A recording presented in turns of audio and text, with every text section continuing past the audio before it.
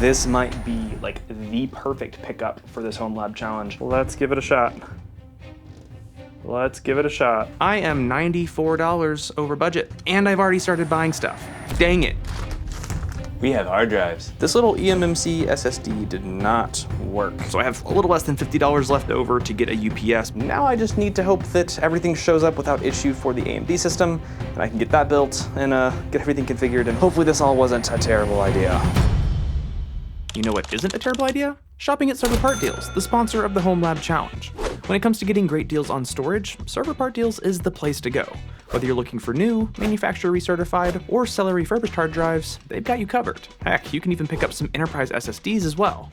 In part 1 of this challenge, I managed to pick up 2 12TB drives for just $135 each. And I don't just use these drives for my videos. Server Part Deals has become my go-to for hard drives in my personal servers as well. Going with recertified or refurbished hard drives means you can stretch your budget further, picking up spares or higher capacity drives while still spending less than if you're buying brand new. And unlike some other sketchier sellers, Server Part Deals doesn't do things like wipe smart data. In fact, every drive goes through extensive testing, including smart data checks, read-write tests, selective sector scans, and even performance benchmarks. And on top of all of that, you get free 2-day shipping, high-quality packaging, and an excellent support team in case you do run into any issues.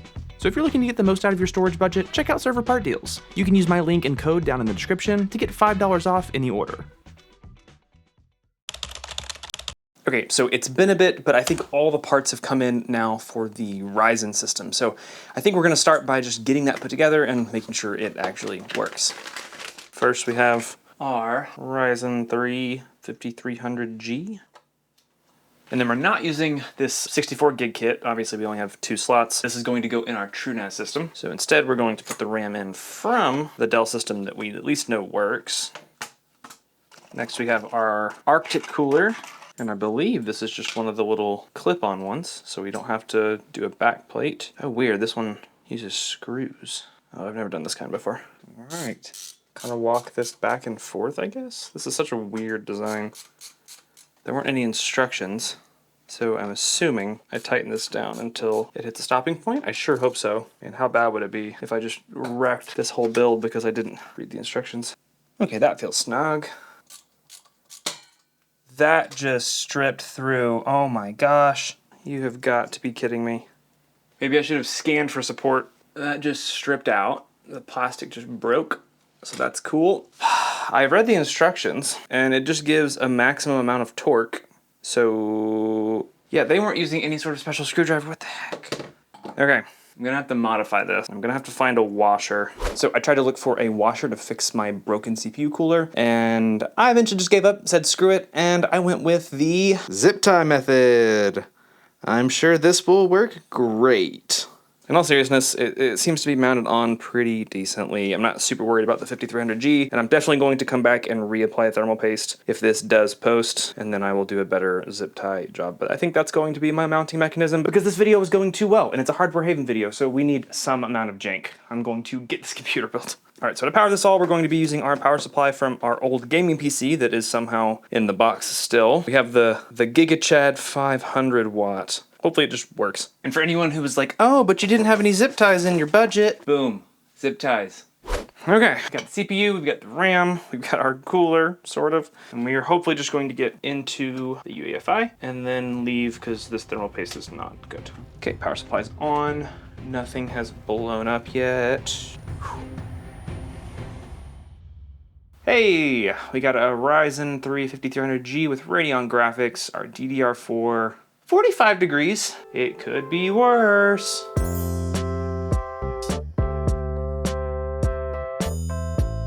All right, so I've got this system put together and it's actually doing pretty well. It's fairly quiet right now.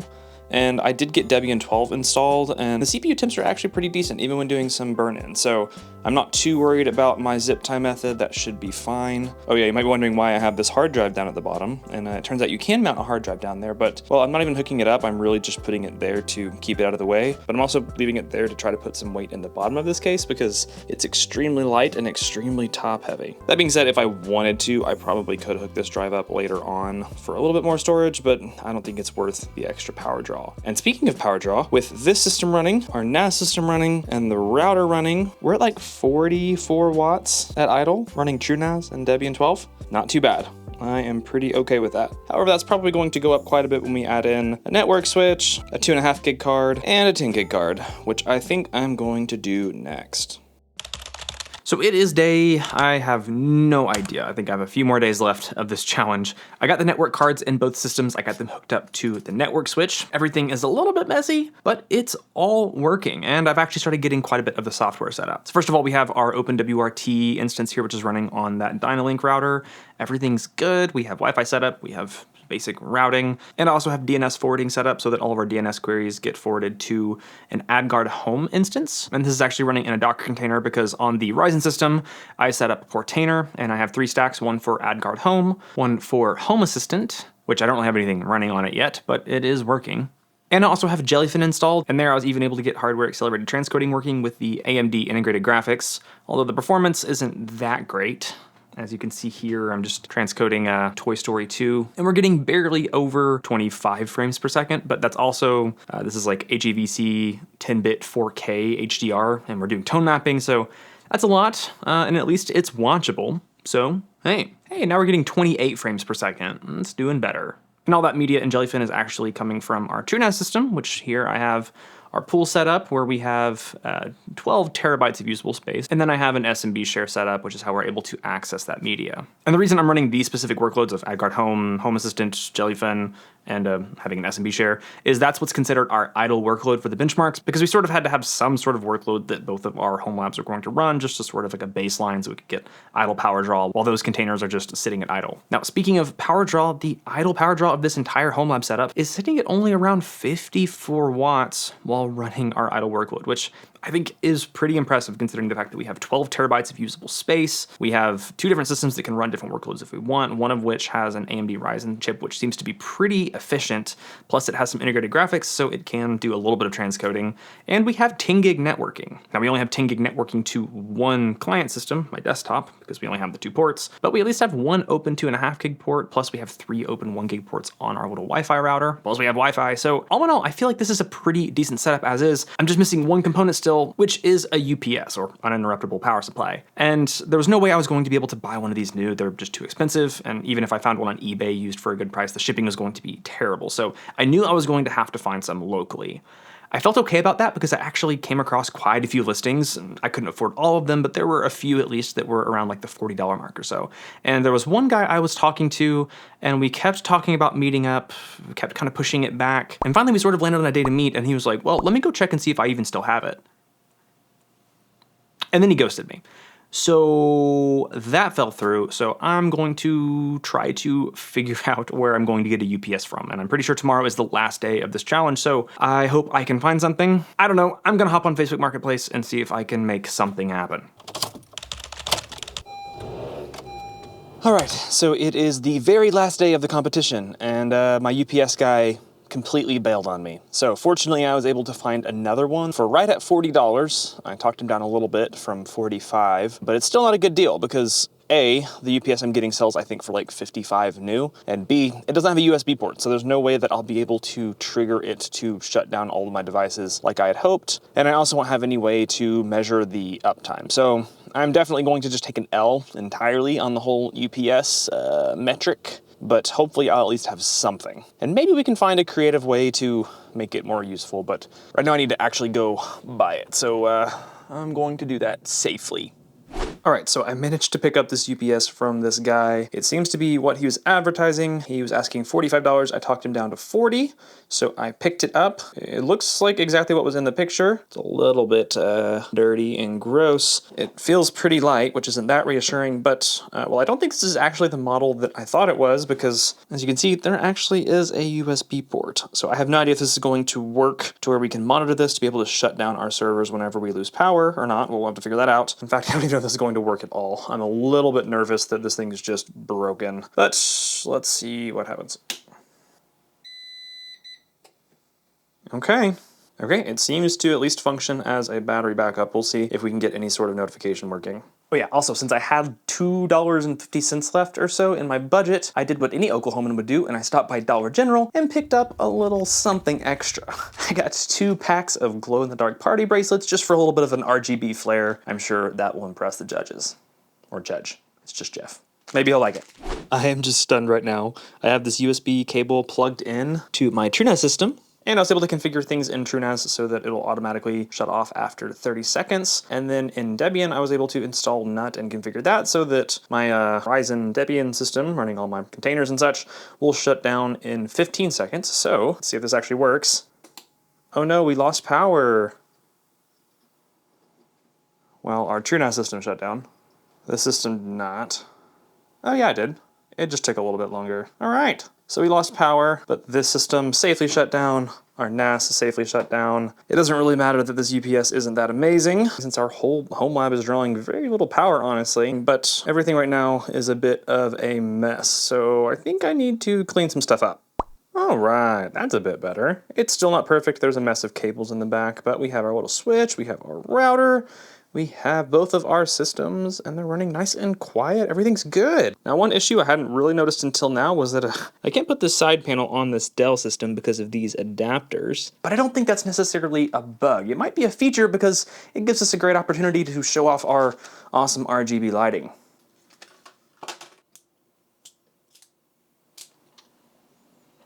Oh yeah, look at that. As long as all the lights are off, we have some sick RGB and it doesn't consume any power.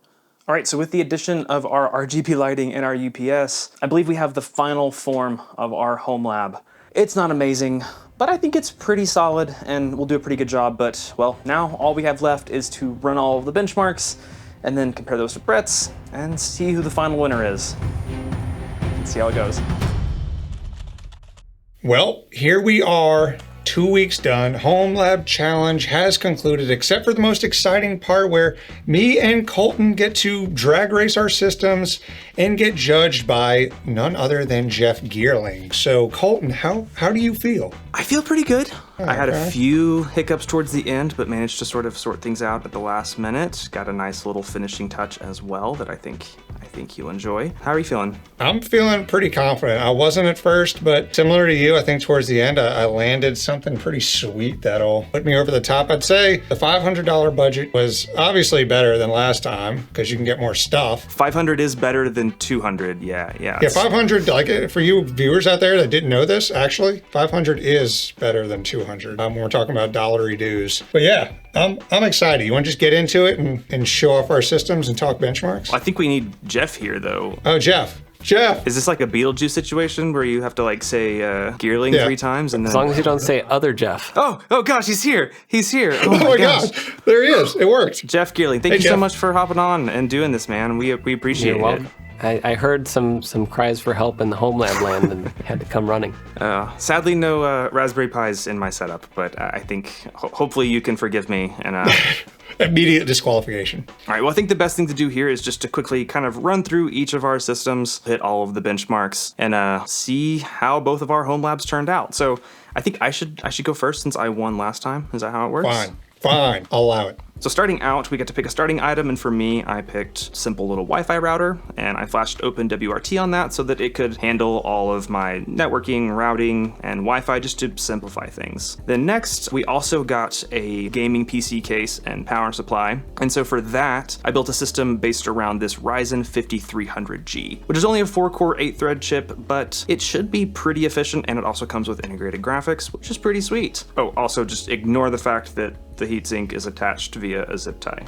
In that system, we have 16 gigs of DDR4 as well as a 256 gig SSD, which is plenty for running containers like AdGuard Home, Home Assistant, and Jellyfin. And thanks to those integrated graphics on the 5300G, I can also take advantage of some hardware accelerated transcoding. Next, I have this Dell Precision, which has a 9th gen Intel i3, which once again isn't super powerful, but it is pretty efficient and is perfect for running something like TrueNAS. And for the system, I also have 2 12 terabyte drives from Server Part Deals, the amazing sponsor of this whole project. And to speed things up, I added in a 10 gig SFP Plus NIC that's connected to this cute little switch here, which has 4 2.5 gig gigabit ports, as well as 2 SFP Plus NICs. Everything is powered by this pretty small CyberPower UPS, but it doesn't have to be that massive because, well, as you'll see here in a bit in the benchmarks, this entire home lab is extremely efficient. And because I still had a couple dollars left over, I swung by Dollar General, grabbed a couple little glow-in-the-dark bracelets for some very low-power, efficient RGB, just to spice things up a little bit. So that is my home lab setup. It's pretty small, pretty simple, but there's a lot of storage, fast networking, and enough CPU resources to handle most things that people would want to run in their home lab. And it does all of that while just sipping power. So that is my home lab. Brett, I think it is now your turn. Okay, so we're talking power efficiency here, right? How about power inefficiency? Hold on here. Put this, okay, hold on. Okay, just one piece. God dang. Okay, hold on. What? It's not done, dude. You haven't reached my final form yet. Oh my gosh. Okay. What? This is my home lab. It doesn't quite sip power. It gulps power, as you can probably guess. Let's start over here. So this is my main setup. This is the server. It's got a Z370 motherboard with an Intel 8600K, 6 cores, 12 threads, solid CPU. You get Intel QuickSync transcoding. Pretty good there. 32 gigs of RAM and dual 1 terabyte Micron SSDs from our sponsor, Server Par Deals. So nothing super crazy in there. No storage here because we'll get to that in a second. On top, we have some networking. Nothing too crazy. I went with a GL-iNet little pocket travel router. Ignore that. Yeah, GL-iNet router, nothing crazy. That runs, it's my main router, gateway, whatever. And a little 8-port, 1 gig switch. But there are 2 sides to this case that make it more exciting. So on this side, I actually didn't even finish my build. You'll see a really jankly 3D printed bracket for my old piece of hardware, being the 2011 MacBook Pro that my wife used throughout college. And that just runs a basic Samba share that backs up all my VMs and containers from my main server to here. But on this side, we have 3 Libre computer boards in a cluster running Docker Swarm with a custom 3D printed case thing. Don't look too closely at it because it's not great, but it works. It looks cool from afar. But yeah, a little cluster here, low power, like my theme of my entire build. Speaking of low power, well, here's our UPS. It works, it's old, and there's no front plate anymore. And above that, you'll see a NetApp DS2246 24 bays, 2.5-inch drives. 4 of them are 400 gig SSDs, and 20 of them, make that 19, because one of them died, 19 1.2 terabyte drives. Yeah, it's a lot more than I was expecting to get for $500. So that's my setup. I like it. I didn't want to interrupt your nice presentation, but I'm just curious. Did you account for the 3D printer filament in your budget? So what happened was, I won this contest where I won free filament for 2 weeks. So yeah, that didn't go into the budget. Oh wow, that's it's crazy how that worked. Yeah, I'm just lucky. Looking at your setup right now. A, I don't know how you got all of that for $500. I'm stunned. B, I'm surprised so much of it is in your video and not my video because the level of kind of jank, I'm impressed. I love it. It's a lot, dude. I got a lot for my $500, I think. But did you also win a contest to pay for the power for 2 weeks? Yeah, I was gonna say I'm pretty sure Colten's gonna win in the power efficiency battle. Well, we'll see here in just a second. Oh, I forgot to mention, I do have a dual 10 gig NIC in here. My networking doesn't have 10 gig, but direct 10 gig connection, sure. Oh, you cheater. Are you ready to go through these benchmarks? Let's do it. All right, first up we have the Geekbench CPU benchmark. There's a single-threaded score and a multi-threaded score, and we got to test whichever system we wanted. I went with my Ryzen system, and, well, I got a 1972 and a 6647. I got a 1403 and a 6585. Close. Shout out to the little Ryzen guy. Okay, next up is total usable storage. So some of this has to do with how we had things configured. So where did you land there? So I went with a 4 VDEV pool and TrueNAS, 5 drives wide, each at 1.2 terabytes. So roughly 16 terabytes worth of usable space after all is said and done. Dang. Man, I thought I would beat you in that battle since I actually used the $200 from server part deals for my storage, but I ended up with 12 terabytes usable just because I had two 12 terabyte drives in a CFS mirror. So I guess you win that one. If I bought this and didn't win the storage battle, then damn, that would have been bad. Speaking of a storage battle, next up is a parity, which is the total number of drives that can fail, and I have one, so I think you probably won that battle as well. I have 4, and 1 has already failed. So I guess technically 3. So 3 now? All right, next up we have the SMB drag race, which we were going to run something else. We had to change things around. Ended up just running Crystal Disk Mark, and we're just looking at the sequential results for the queue depth of 8 with a single thread, or however you say that. And first up we have the read performance, which I had 1,238 megabytes per second. I had 583 megabytes per second. You win. And then with the write test, I had 489 megabytes per second. I had 654. I had a feeling you were going to win that one. Yeah. Yeah. All right, next up, idle power draw. I just want to go first on this one. My entire home lab, sitting at idle, running our agreed upon kind of idle workload, sat at around 53 watts. What if I told you I was at 253 watts? Bigger number, better, right? What's bigger number, better? Watts? So the next one's a little bit interesting because, idle power draw is great, but at the same time, you do have to actually run workloads and render things or whatever you're trying to do. And so for this, we just ran a simple script that used FFmpeg to re-encode a video just using, software encoding. And then we figured out the time for that. And then with some calculation, we could actually determine how much energy our home lab took to actually render out that file. So this is going to be a watt-hour calculation. So for me to render out this file, my entire home lab consumed right at 5.8 watt hours. What about you, Brett?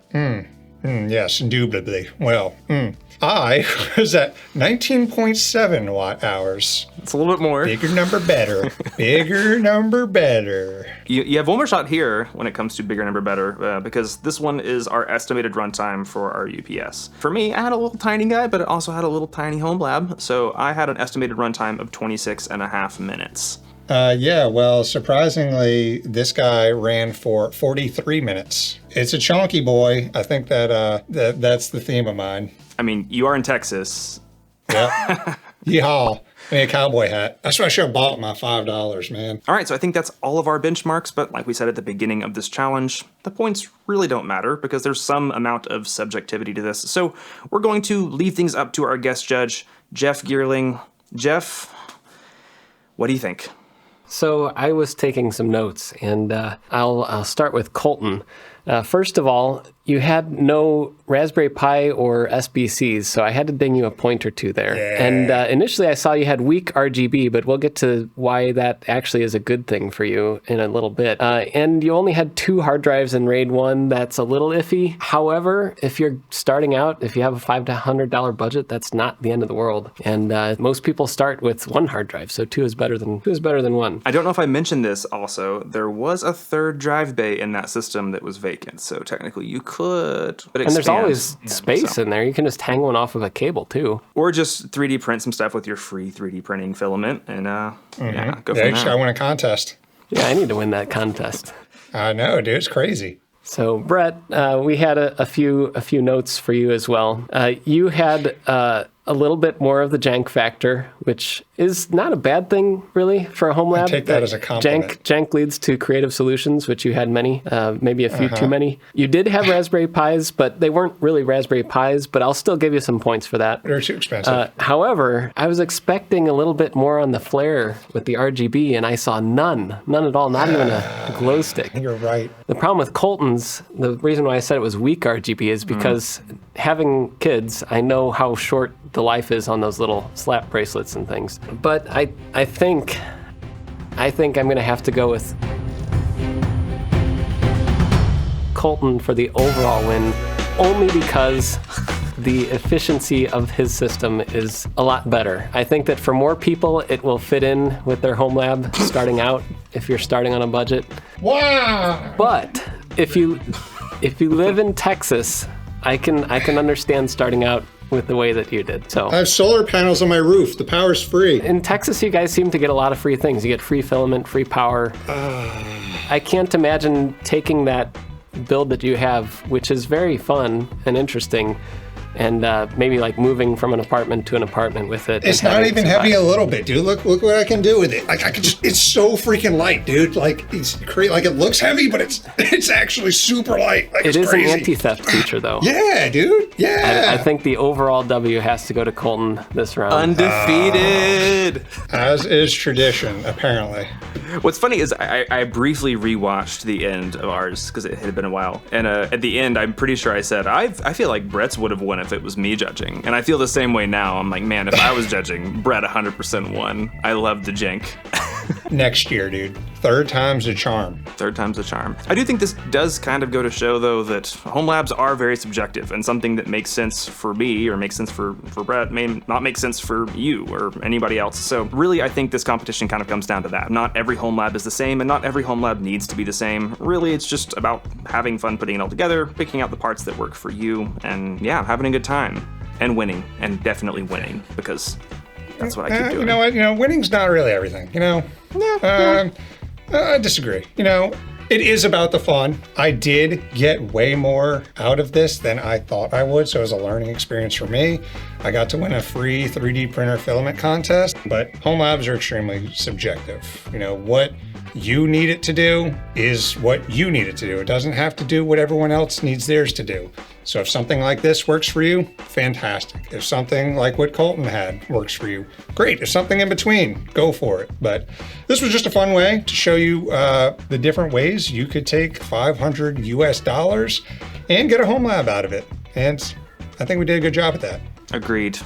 Once again, thank you so much to Jeff Geerling for hopping on and helping us figure out that I was the winner. I appreciate it. Make sure to go check out his channels, Jeff Geerling at Jeff Geerling, or Level 2 Jeff, correct? And then Geerling Engineering. All three of those. Make sure to go check them out. Make sure to subscribe. I don't know why you wouldn't be at this point if you're watching either Brett or I, but if you're not, go subscribe. And I think that pretty much wraps it up for Home Lab Challenge Season 2.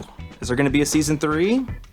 Dude, I gotta win one, dude. There's gotta be a Season 3. All right, I guess that locks it in. Season 3 coming probably in another year and a half. How did the SBCs not win it, dude? I thought I was a shoo-in. I can't believe it. I can't believe it. Well, that wraps things up for the Home Lab Challenge Season 2. If you're wanting to see more, make sure to go check out Radal's videos to see how he managed to come up with, well, all of this. And if you're still craving some Home Lab Challenge content, maybe go back and watch the first season. I'll make sure to have links for all of that down in the description. That's about it for this one, though, so as always, thank you guys so much for watching, stay curious, and I can't wait to see you in the next one.